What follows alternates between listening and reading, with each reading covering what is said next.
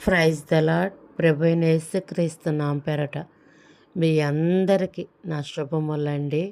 ఈరోజు బైబిల్ స్టడీలో మనం నేర్చుకోబోతున్న అధ్యాయము కీర్తనలు 110 అధ్యాయము మనం చదువుకొని దానిలోని మాటలు మన వినికిడిలో ఉంచుకొని దాన్ని నేర్చుకుందాం. పిల్లలు, మీరు వాక్యము ప్రతిరోజు ఒక్క అధ్యాయము చదవాలని, దాన్ని వినాలని మీ యొద్దకు నేను తీసుకొస్తూ ఉన్నాను.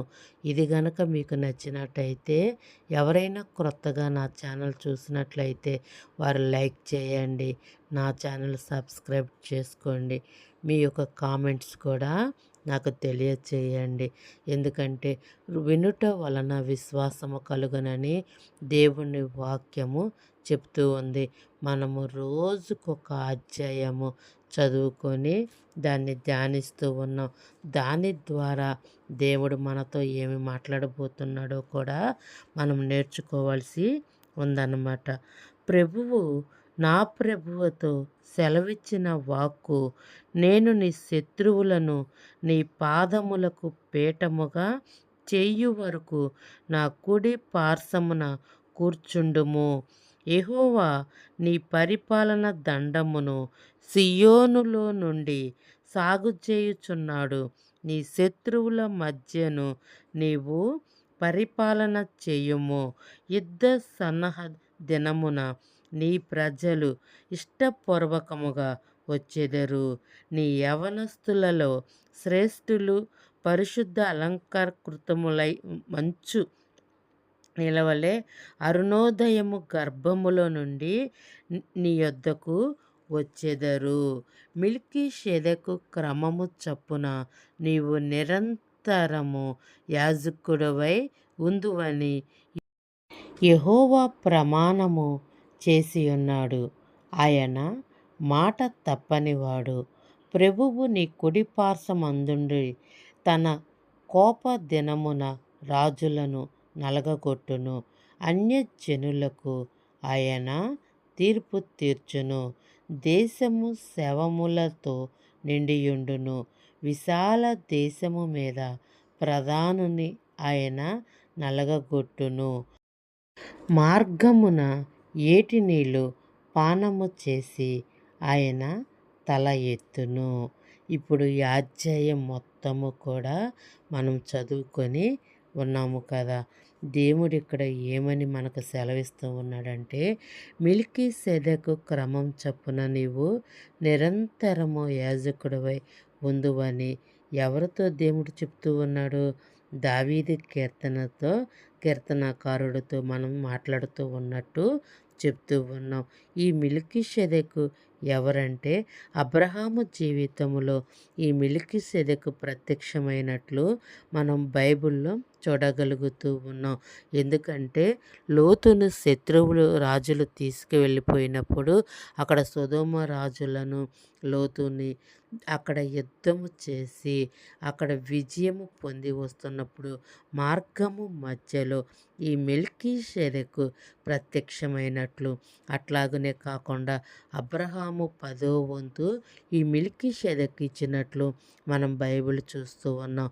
అంతేకాకుండా ఈ మిల్కీసెదెకు రొట్టెను ద్రాక్షారసమును కూడా తీసుకొచ్చి అబ్రహాముకి ఇచ్చినట్లు మనం చూస్తూ ఉన్నాం. ఈ రోజున ప్రభురాత్రి భోజనము ఆచరించు పద్ధతి అది ఉంది అన్నమాట.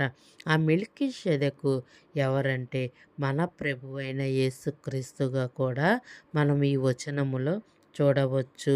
ఆయనంట ఎంత ప్రత్యక్షమై ఉన్నాడో మనం ఇక్కడ చూడగలం. ఎందుకంటే దేవుడు నిరంతరము నిలుచునని ఆయన వాక్యము సెలవిస్తూ ఉంది. ఈ నింగి నేల గతించకపోయినా ఏ మాత్రము కూడా ఆయన మాటలైతే ఎంత మాత్రము కూడా అవి గతించవు. ఆయన నిన్న నేడు నిరంతరము కూడా ఎల్లప్పుడూ సదాకాలము మనకు తోడుగా ఉంటానని ఆయన ప్రమాణం చేస్తూ చేసి ఉన్నాడు.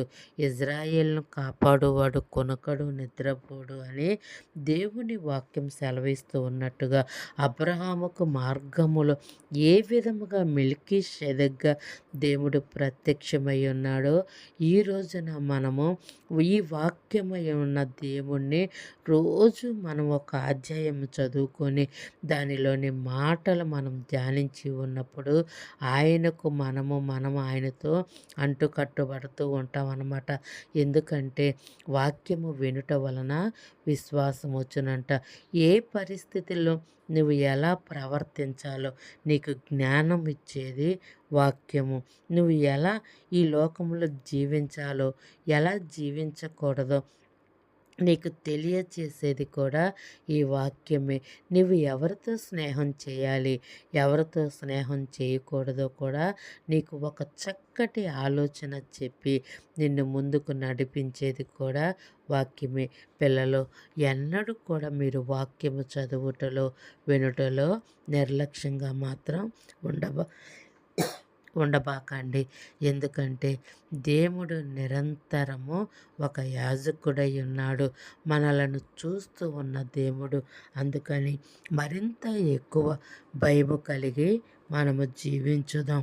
అంతేకాకుండా ఇక్కడ దేవుడు ఏమి చెప్తున్నాడంటే యెహోవా ప్రమాణము చేసి ఉన్నాడు. ఆయన మాట తప్పని వాడంట.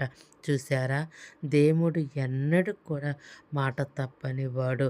అందుకని మరింత ఎక్కువ భయము మనము కలిగి ఆయన యందు విశ్వాసముతో ప్రతి మాటను కూడా వాక్యమును మనము నమ్మి దాని ప్రకారంగా మనం జీవిద్దాం. యెహోవా నీ పరిపాలన యందు సియోనులో నుండి సాగు చేయుచున్నాడంట. మన యొక్క శత్రువుల మధ్యన నీవు పరిపాలన చేయము అంటున్నాడు. యుద్ధ సన్నద్ధ మనము ఈ రోజున అనేకమైన శ్రమలంటే ఆ రోజులైతే వారు రాజులతో యుద్ధములు చేసి వారు విజయము అనుగ్రహించేవారు. అంతేకాకుండా వాక్యం సెలవిస్తుంది మనమంట ఈలోక మనుషులతో కాదు కానీ దురాత్మల సమూహముతో మనము పోరాడుతూ ఉన్నామంట.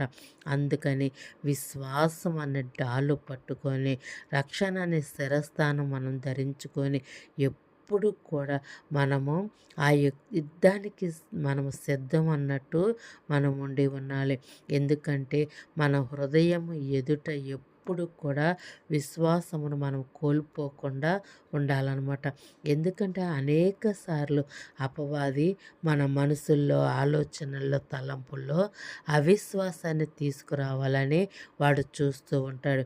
అప్పుడు నువ్వు వెంటనే వాక్యముతో వాడిని ఎదిరించినప్పుడు యేసయ్య యొద్ద నుంచి ఆ యొక్క సాతానుడు ఏ విధముగా పారిపోయి ఉన్నాడో పిల్లలో మన యొద్ద నుంచి కూడా వాడు ఆ విధముగా పారిపోతాడు. అందుకని వాడిని ఎల్లప్పుడూ కూడా మనం వాక్యముతో వాడిని ఎదిరించాలి. అట్లా వాక్యంతో మనం ఎదిరించాలంటే మనం ఏం చేయాలి? రోజుకొక అధ్యాయం మనం చదువుకొని సిద్ధపడదాము కాక. అర్థమైందా? గాడ్ బ్లెస్ యూ పిల్లలు. God bless you.